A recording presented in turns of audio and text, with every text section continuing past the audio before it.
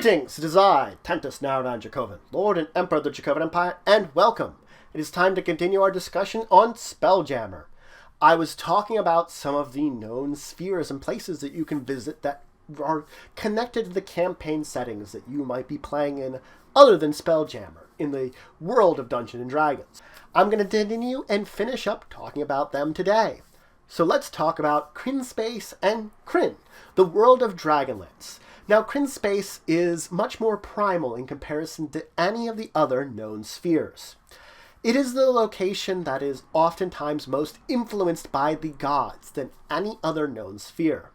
Unfortunately for it, it recently suffered from a massive cataclysm of a meteor strike brought upon by the gods that has caused a lot of destruction in the land. So it is a place that is not nearly as well traveled as, let's say, for gray spaces or Realmspace, but it is traveled occasionally by spelljammers. On the planet of Rarix in the system, dwarves, gnomes, and illithids have colonies there and oftentimes trade with their spacefaring brethren. But on the actual planet of Krynn, that's a slightly different story. There are a number of cities which are relatively often traversed by spelljammers, that they visited it. The Elven Imperial Fleet does keep up to terms with a number of the Elven groups within the planet. It's just that the average citizen of Krynn knows nothing of spelljammers or would even think to imagine them. If you want a lot more details on Krynn as the actual world, you can check out the Dragonlance campaign setting. It'll let you know everything you need to know about the planet itself. Now, the Draconians, those that had been waging war across much of the Krynn, are still there and still in sort of tribal groups, and they can encounter spelljammers, just not as frequently as they could. Their massive armies aren't there anymore. They still roam the areas they control. This has meant, though, that they have managed to capture or steal a few spelljamming vessels that have begun to explore space. There aren't many of them, and some people look to another evil race because they are an evil race and a conquest race, going out into space as being dangerous. But most of the time they're looked at as just savage versions of the civilized lizard folk most people know, or they're looking at that they'd rather deal with them than a Neogi. Now, the dwarfs of Krynn suffered greatly after the cataclysm, and many of them have lost contact with their spelljamming brethren, or even forgotten about them. The dwarfs of Thorbardin are ones that have remembered about spelljamming and are still trying to reconnect with their spacefaring brethren in hopes to rekindle these contacts between the two of them.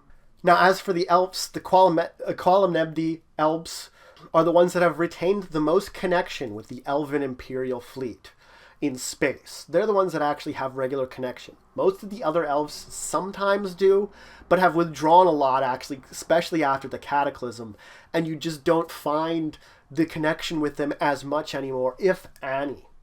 Now, when we talk about gnomes, we have to talk about Mount Nevermind, which is a major port, which is mostly gnome-controlled, but is a major spaceport on the planet. Is effectively post-cataclysm, the place where spelljamming ships may be built still, and where most spelljamming trade occurs at. Though the only thing you could say about it is the gnomes of Taladis look at their spacefaring brethren with suspicion, so they just don't tend to go up there.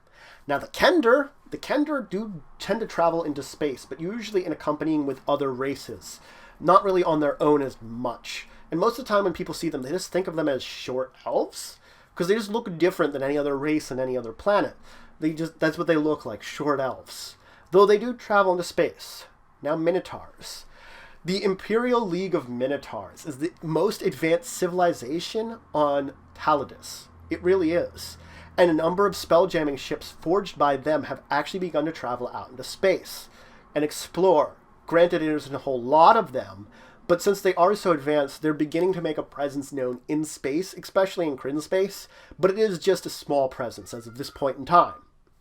Now let's move on and talk about Realmspace and Toril. This is the Forgotten Realms campaign setting mainly, but there are some other campaign settings. I'll talk about that in a minute. But really, when we talk about Toril, is a place where traders and adventurers love to go.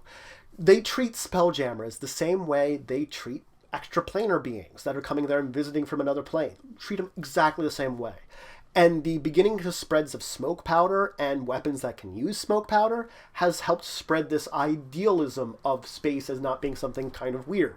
Smoke powder seems very weird in and of itself if you're someone that's never used anything like it.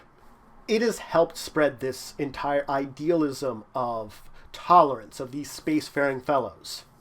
Now, when we talk about spelljamming, we have to talk about Show and kara-tur.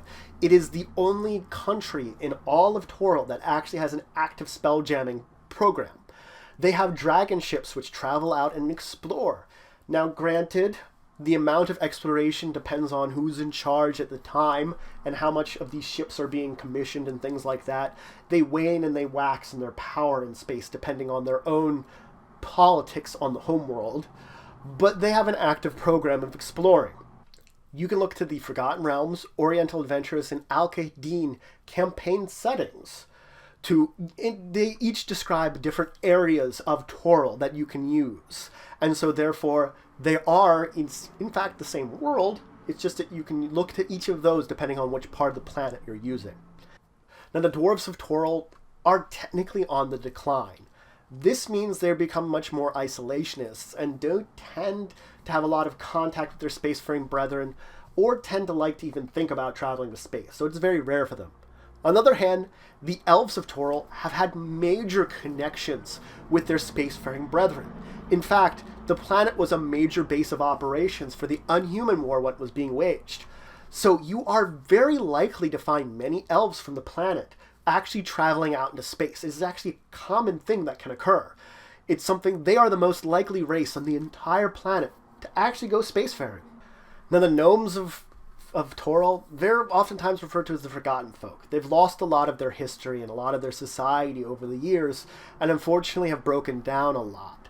This means that they tend to be very isolationist and very group-centered for those that remain. That means they're very unlikely to travel in space. It's not impossible, but more than likely they won't. Halflings, on the other hand, they don't really have societies of their own. They're pretty much completely included within human society, that they're integrated in it pretty completely. This does mean that they do tend to travel into space, but usually as part of human crews or groups of humans. They aren't really grouping together as halflings to travel into space. They're more individuals might decide to do it. So it does happen, it's just not as a group. Now, there are a couple of races from kara-tur, the Oriental Adventures, which do travel into space occasionally. The Hengeyokai are shape-changers, which have been known to travel into space, but usually it's accompanying a ship from Show. When someone there, part of the human crew that's mostly going there, they might include on board on that, and they would go to space then. As some kind of organization on their own? No. But as part of another group, they would. Spirit folk, those are very unlikely to travel into space. There's really only one type of spirit folk that can. River and bamboo spirit folk are bound to things on the land that they need to be connected to, and leaving into space means they would break that connection and effectively kill themselves.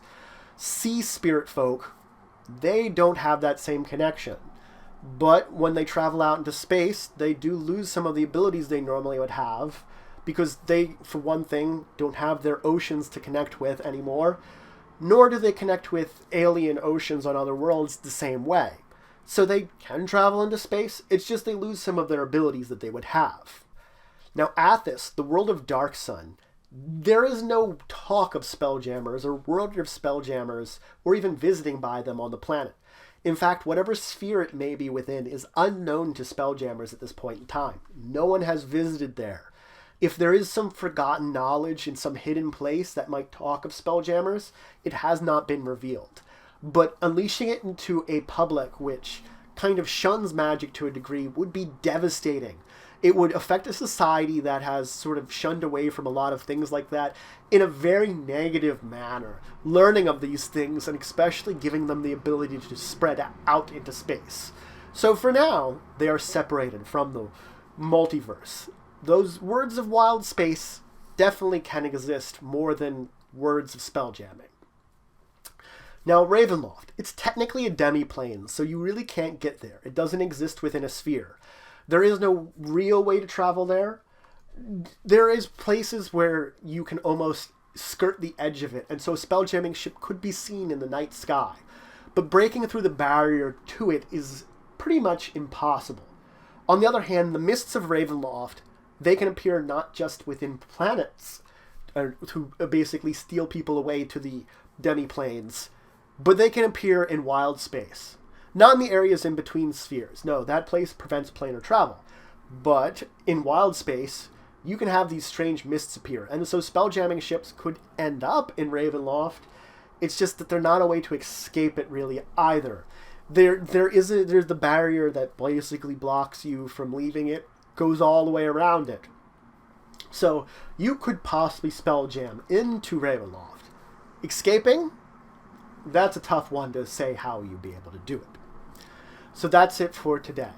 I introduced you to a couple more realms that are based on campaign settings. I talked about Krynnspace based on Dragonlance, Realmspace based on Forgotten Realms, Oriental Adventures, and Alchemy. Of course, I talked about Athas based upon Dark Sun, and I talked about Ravenloft based on Ravenloft. In the next episode, I'm going to talk about playing some of those races that I talked about previously and introduced you to and what they would mean in Spelljammer. And I will also talk about some of the kits you might have and talk about what that means. So if any questions, comments, anything you want to say, anything you think I left out, please leave it in the comments below. Please like, share, and of course, subscribe. It shows your support for the channel, the Empire, and the work I do. If you want to show some extra support, you could always check out my Patreon, link in the description below. But regardless, until the next time, I bid you farewell.